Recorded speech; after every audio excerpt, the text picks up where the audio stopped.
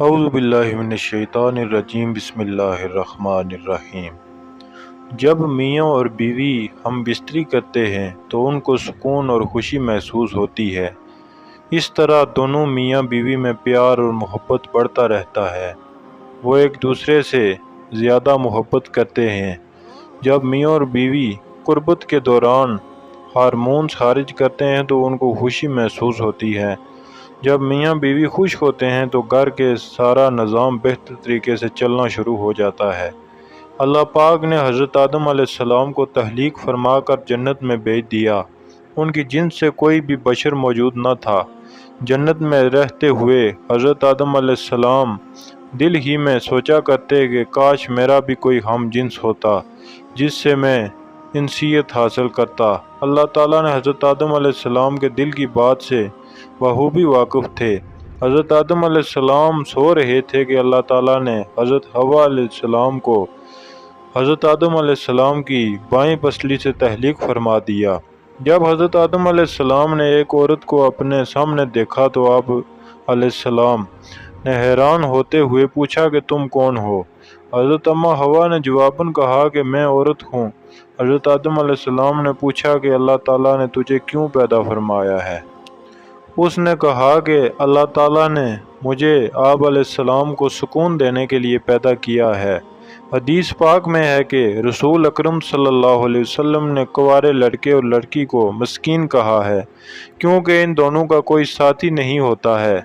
اس لیے ہم کو چاہیے کہ لڑکا اور لڑکی کی جلد ہی شادی کر دیں تاکہ وہ بیوی اور میاں بن کر ایک دوسرے کے قرب سے سکون حاصل کر سکیں۔ بعض روایات میں آیا ہے کہ حضرت آدم علیہ السلام جنت میں خوشی زندگی بسر کر رہے تھے۔ اللہ تعالیٰ نے دونوں کو ایک درخت کا پھل کھانے سے سختی سے منع کیا ہوا تھا۔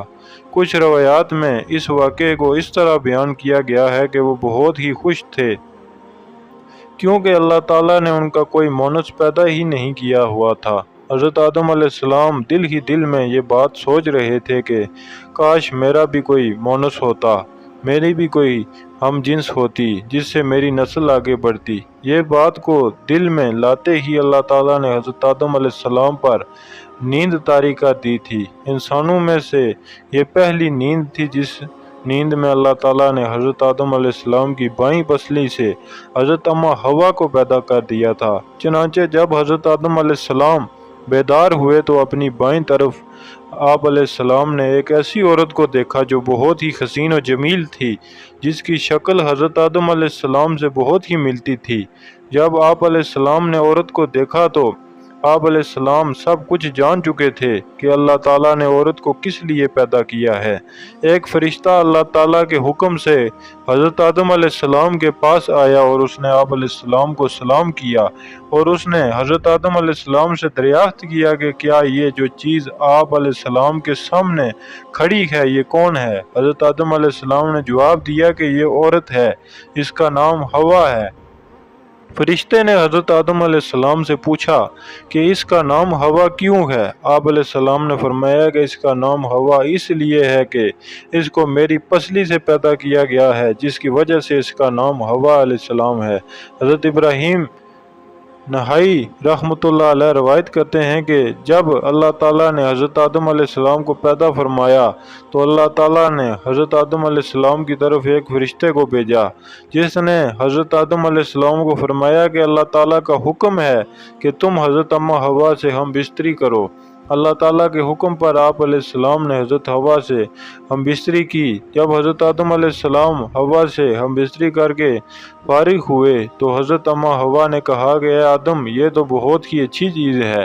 بعض روایات میں اس واقعے کو اس طرح سے بیان کیا گیا ہے کہ اللہ تعالیٰ نے حضرت آدم علیہ السلام اور حضرت حوا علیہ السلام کو جنت سے پھل کھانے سے منع کیا تھا، لیکن شیطان کے کہنے پر آپ علیہ السلام نے اس درخت کا پھل کھا لیا تھا، جس کی وجہ سے اللہ تعالیٰ نے حضرت آدم علیہ السلام اور حضرت حوا علیہ السلام کو زمین پر الگ الگ مقام پر بھیجا۔ کافی مدت تک حضرت آدم علیہ السلام اور حضرت حوا علیہ السلام ایک دوسرے سے جدا جدا زندگی بسر کرتے رہے۔ حضرت آدم علیہ السلام اللہ تعالیٰ کی بارگاہ میں رو رو کر دعا کیا کرتے تھے۔ پھر ایک دن حضرت آدم علیہ السلام کی توبہ قبول ہوئی اور حضرت جبرائیل علیہ السلام حضرت آدم علیہ السلام کے پاس حاضر ہوئے۔ حضرت جبرائیل کہنے لگے کہ اللہ تعالیٰ نے آپ کی دعا قبول فرمائی ہے۔ فرشتہ آپ کو مکہ لے گیا اور بتایا کہ اللہ تعالیٰ کا حکم ہے کہ یہاں کعبہ کی بنیاد رکھیں۔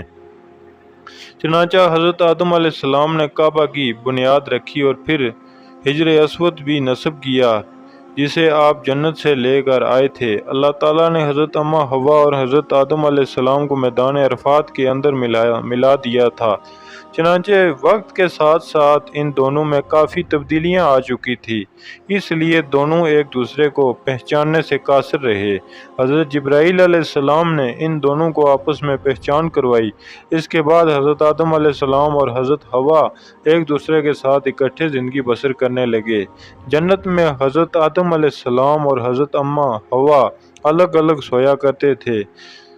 چنانچہ ایک بار حضرت جبرائیل علیہ السلام اللہ کے حکم سے ان دونوں کے پاس آ کر کہنے لگے اللہ تعالیٰ کا حکم ہے کہ آپ دونوں ایک دوسرے سے جماع کرو۔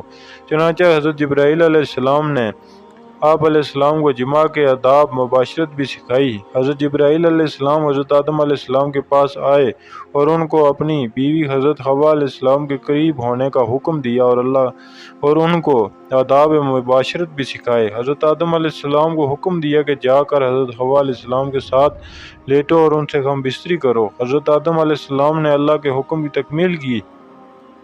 پھر حضرت جبرائیل علیہ السلام نے کہا کہ تم نے حضرت حوا علیہ السلام کو کیسا پایا؟ حضرت آدم علیہ السلام نے جواب دیا کہ میں نے بی بی حوا کو بہت ہی اچھا محسوس کیا ہے۔ پھر اس کے بعد حضرت حوا علیہ السلام نے نسل انسانی کی ابتدا ہوئی اور بعض روایات کے اندر ذکر ہے کہ حضرت حوا علیہ السلام کو 20 حمل ٹھہرے اور آپ کے ہاں 20 لڑکے اور 20 لڑکیاں پیدا ہوئی۔ اللہ تعالیٰ سے دعا ہے کہ اللہ تعالیٰ ہم سب کو نیکی کی ہدایت دے، آمین۔ یہ ویڈیو یہیں پر ختم ہوئی اور مزید ایسی معلوماتی ویڈیوز دیکھنے کے لیے ہمارے چینل کو سبسکرائب کر کے بیل آئیکن کو پریس کر دیجئے تاکہ ہر نئی آنے والی ویڈیو آپ تک سب سے پہلے پہنچ سکے۔